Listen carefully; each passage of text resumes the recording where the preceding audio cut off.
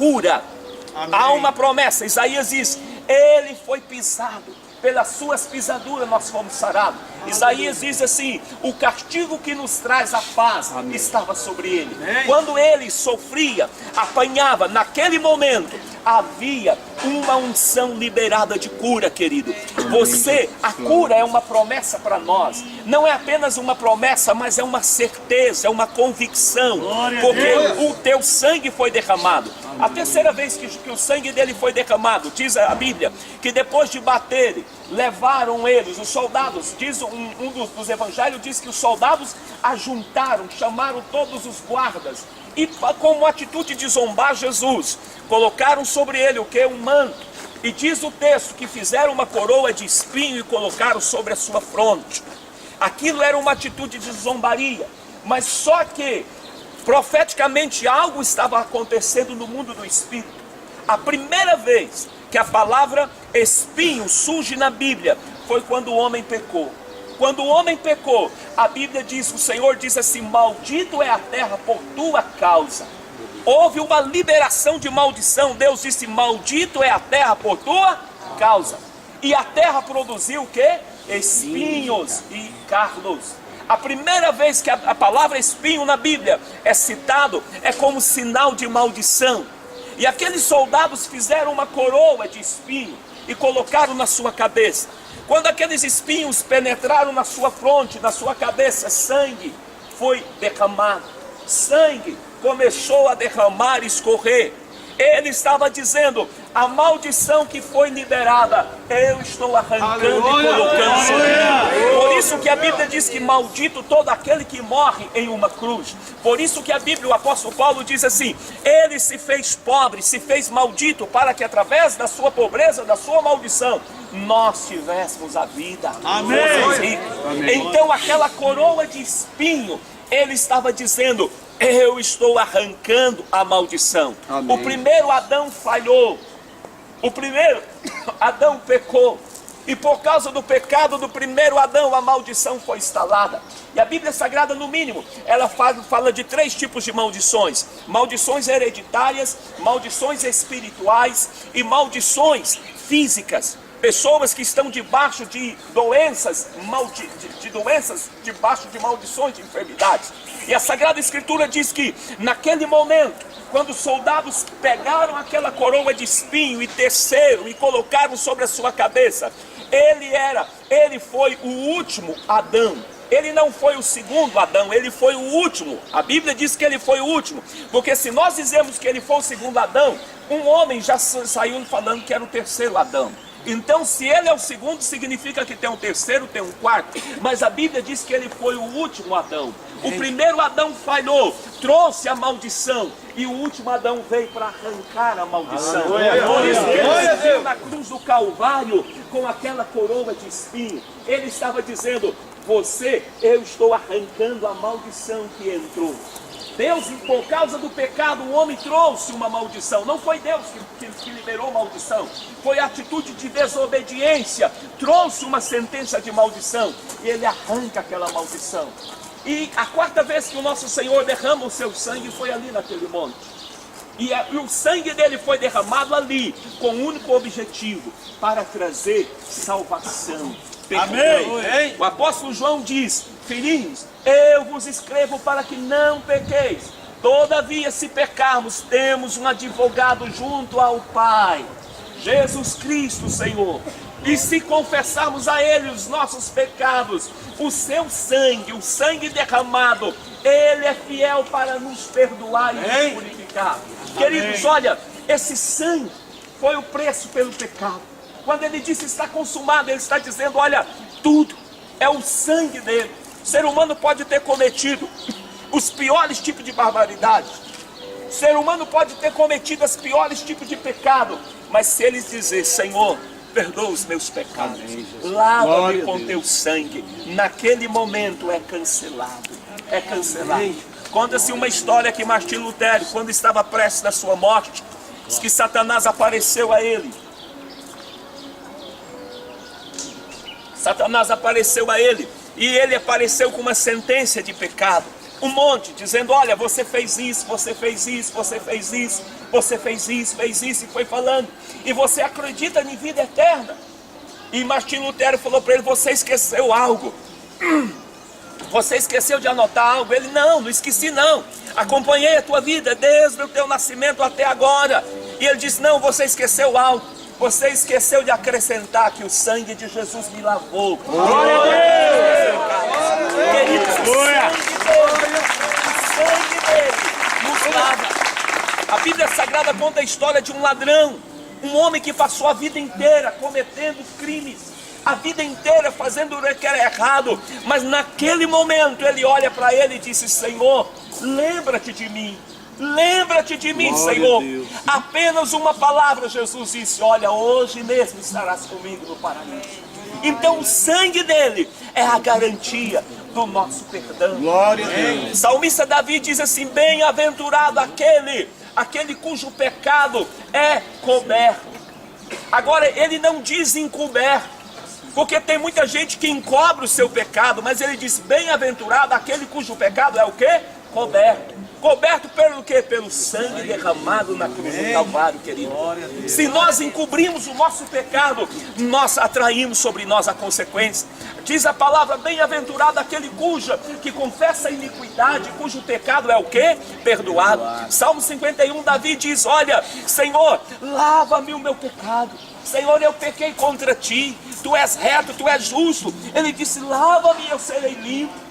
Lava-me, eu serei limpo. A única coisa que é capaz de lavar o pecado do homem é o sangue de Jesus. Glória a Deus. E nós estamos nesse local. E por fim, o último, nós estamos no local onde nós temos a segurança da vida eterna, a segurança da nossa ressurreição. Porque Jesus, ele fez o mais difícil, foi ressuscitar. Amém. A coisa mais difícil que você tem é você fazer uma coisa boa para você. Você pode prestar atenção, a maioria das pessoas, eu conheço pedreiros, que eles construíram mansões, mas moram numa casinha de coitado. Agora, como pode um pedreiro constrói uma mansão, sabe, e para ele mesmo, ele mora numa choca? Eu fui num velório na casa de um pedreiro, que quando eu olhei para a casa dele, eu falei: meu Deus, não pode. Esse homem construiu tantas as casas, mas está lá. O médico, ele pode curar todo mundo, mas quando ele fica doente, ele não sabe receitar. Ele não sabe receitar.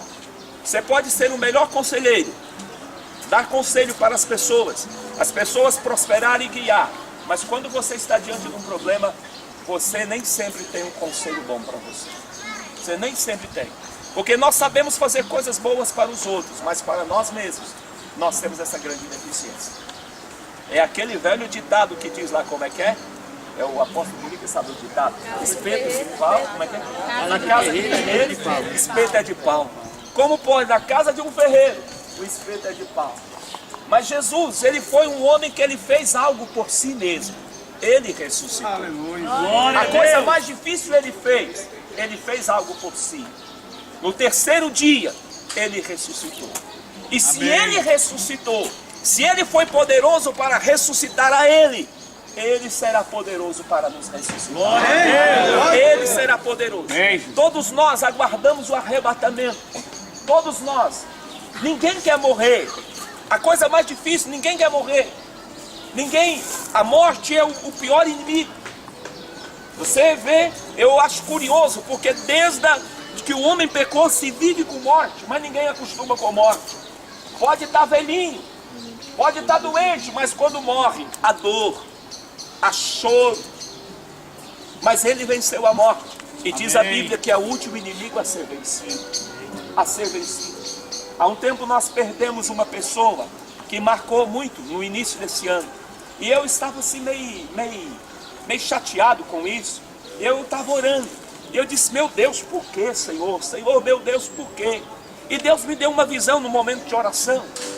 Eu vi o acidente.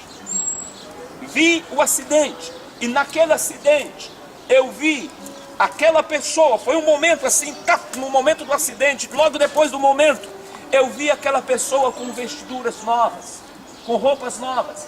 E vi aquela pessoa em um lugar muito bonito, em um jardim. E quando eu parei, eu disse, meu Deus, a morte para nós é como trocar de roupa.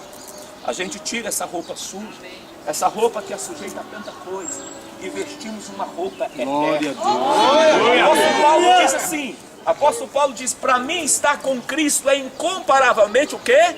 Melhor. Meus amados, um dos erros do cristianismo nosso é que nós estamos treinando as pessoas para viver neste mundo. E nós esquecemos que a eternidade nos aguarda, querido. A eternidade nos aguarda. Se nós conhecermos a palavra de Deus, nós vamos entender que para nós, o que é vida eterna, querido? A vida eterna significa para nós vivemos aqui combatendo para não perder a nossa vida eterna. Enquanto estamos aqui, nós lutamos para não perder a nossa vida eterna. Mas a eternidade você não vai sofrer. A eternidade você estará junto com Ele. A eternidade, querido, nós estaremos sempre ao lado dele, nunca mais pecaremos, nunca mais morreremos. E Paulo diz, o apóstolo Paulo diz que é a coroa. Ele diz, eu combati o bom combate, guardei a minha fé e já estou pronto para receber a minha recompensa. Então este lugar nos dá a visão que existe uma recompensa para nós. E essa recompensa está na eternidade. Na eternidade. Nós vamos voltar. Vou terminar contando um testemunho que eu estava lendo um livro. Estava lendo um livro de uma mulher chamada Catra Kuma, a biografia dela.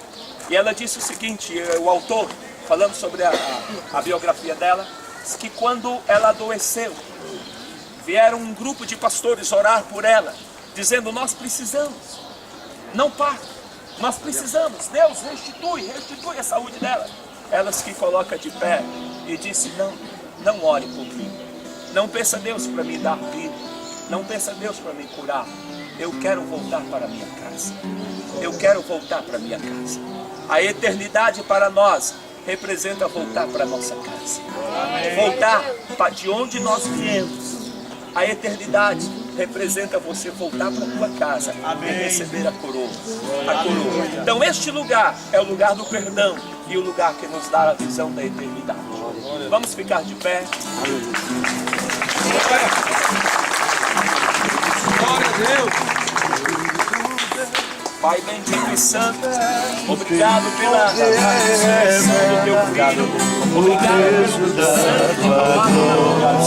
Deus, aqui nós temos a convicção do nosso perdão, aqui nós temos a convicção da nossa vida eterna. Obrigado, Pai. Pai, obrigado por nos trazer aqui. Eu quero te pedir, Pai, que ano que vem nós possamos novamente estar aqui, Pai, visualizarmos o que o Senhor fez conosco. Que o Senhor nos traga, Pai, enquanto o Senhor nos der vida, nos traga este lugar, Pai, em nome de Jesus.